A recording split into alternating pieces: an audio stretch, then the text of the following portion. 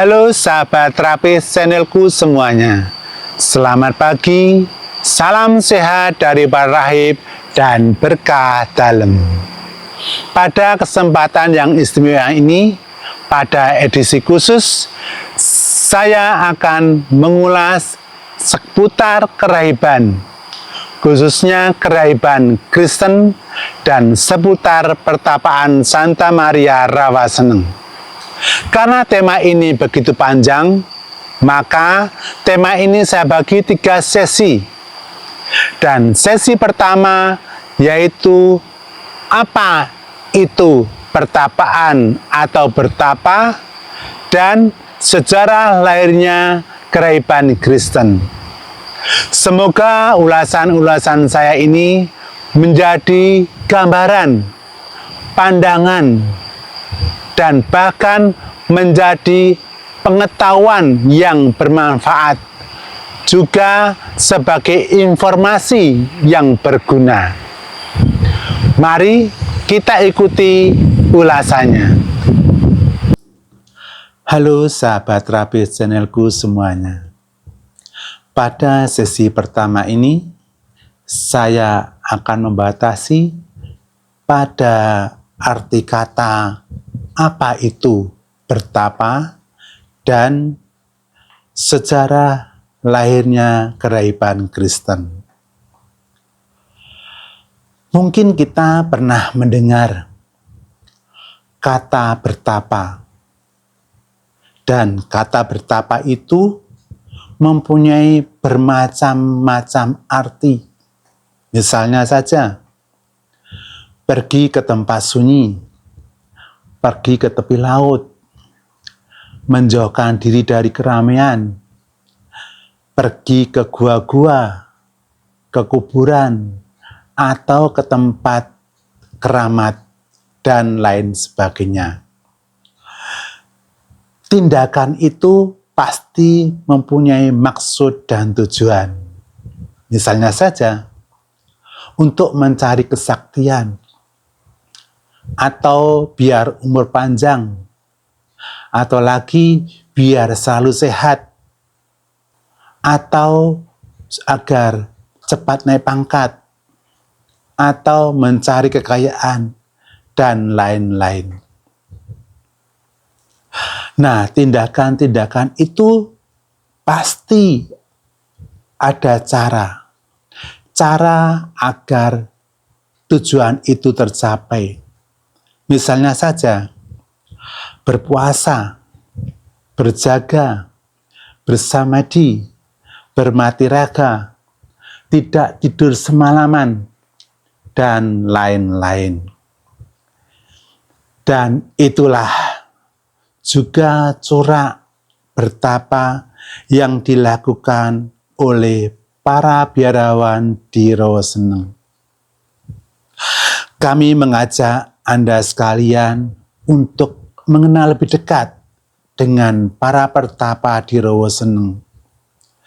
Sesudah mengenal lebih dekat, barulah Anda bisa menilai sejauh mana gambaran bertapa tersebut sama dengan yang dilakukan oleh para pertapa di Rawaseneng. Kata bertapa berasal dari bahasa Arab, yaitu rahib, untuk sebutan pria, sedangkan untuk wanita disebut rubiah. Hidup bertapanya sendiri disebut kerahiban. Kata ini berasal dari bahasa Latin, yaitu monachus. Sedangkan dalam bahasa Yunani disebut monakos. Kata itu berakar dari kata sifat, yaitu monos, yang artinya sendiri. Jadi kata itu bisa diartikan tersendiri, menyendiri, atau orang yang hidup menyendiri, mengasingkan diri dari keramaian. Sedangkan dalam bahasa Indonesia, kata monakos diterjemahkan menjadi pertapa atau rahib.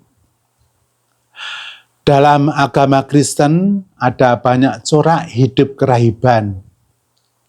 Dan pada kesempatan ini, saya hanya memfokuskan pada corak hidup kerahiban yang dijalankan oleh para pertapa di Rawaseneng.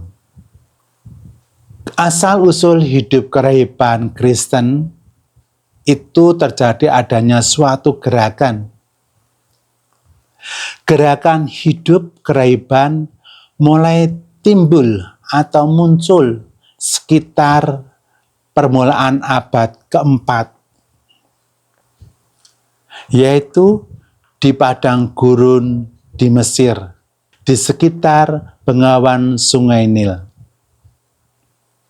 Gerakan ini muncul karena keinginan batin untuk menghayati hidup Kristen secara radikal dan konsekuen.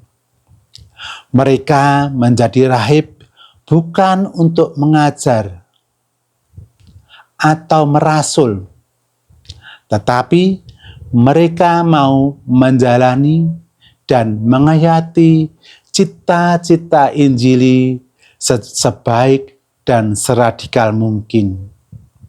Cita-cita Injili itu adalah bersatu seerat-eratnya dengan Allah melalui Kristus. Untuk mencapai itu, maka mereka mengasingkan diri dari dunia ramai dan masuk ke dalam kesunyian. Mereka melakukan laku tapa yang keras, mengingkari hal-hal duniawi, dan berdoa tak kunjung henti. Dalam menghayati cita-cita Injili itu, ada bermacam-macam bentuk. Pada umumnya dapat dibedakan menjadi golongan besar, yaitu eremit, yaitu mereka yang hidup sendiri-sendiri, dan senobit, yaitu mereka yang hidup bersama-sama dalam satu biara. Tokoh eremit yang terkenal atau Bapak eremit yang terkenal di Mesir ialah Santo Antonius tahun 250 sampai 356. Sedangkan Bapak para senobit ialah Santo Pakumius 290 sampai 346. Hidup dan ajaran para rahib Mesir ini diperkenalkan ke gereja barat oleh Santo Antonius, Santo Hieronymus, dan Yohanes Cassianus melalui tulisan-tulisannya. Sedangkan Santo Benediktus dapat dikatakan sebagai penegak dan bapak kerahiban barat karena pengaruhnya semakin luas berkat peraturan hidup kerahiban yang disusunnya. Inilah sekilas tentang apa itu bertapa dan lahirnya kerahiban Kristen. Semoga ulasan yang singkat ini dapat memberikan informasi, pandangan, tak pernah menambah pengetahuan. Terima kasih.